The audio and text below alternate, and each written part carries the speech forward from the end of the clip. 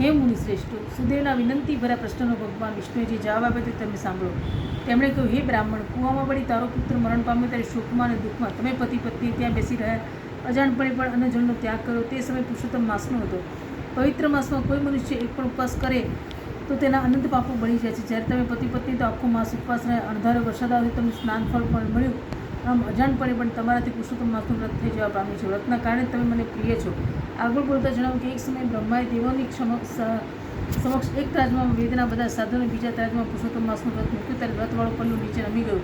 આથી જ પુરુષોત્તમ માસને અધિક ફળદાયી ગણવામાં આવે છે. આથી બધા દેવો પણ પુરુષોત્તમ માસના ગુણગાન ગાય છે. તેના પરિણામે તે પુત્ર સુખ પ્રાપ્ત કરી શક્યો છે. આમ કહી વિષ્ણુ ભગવાન ગરુડ પર બેસી વૈકુંઠ લોકમાં ગયા. સજીવન થયેલા પુત્રને અને પતિ પત્ની પોતાના ઘેર ગયા. સમય વીતતા અધિક માસ હતા. વિધિ વિધાન સહિત પુરુષોત્તમ માસનું વ્રત તેમણે કર્યું.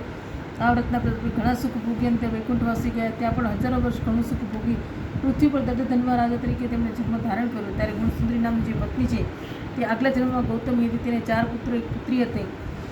પુત્રી છે પૂર્વ જન્મનો સુખદેવ નામનો પુત્ર પોપટ તરીકે અવતર્યો છે. તે પોતાના પિતાને ઓળખી ગયો છે અને તેને મુક્તિના માર્ગે વાળવા માટે જંગલમાં ઝાડ નીચે બેઠેલા દૃઢધર્મનો ઉપદેશ આપે છે. રાજાને સુખ સમૃદ્ધિનું કારણ પુરુષોત્તમ માસનું વ્રત છે તેમ સંભળાવે છે. આ પ્રમાણે દ્રઢધર્મ રાજાનો સંદેહ વાલ્મીકી મુનિએ પૂર્વજન્મ પોતાને સંભળાવી શંકા મુક્ત કર્યો. શ્રી ગૃહ નારદ પુરાણના પુરુષોત્તમ મહાત્મ્ય પુરુષોત્તમ માસ મહિમા નામનો 19મો અધ્યાય સંપૂર્ણ.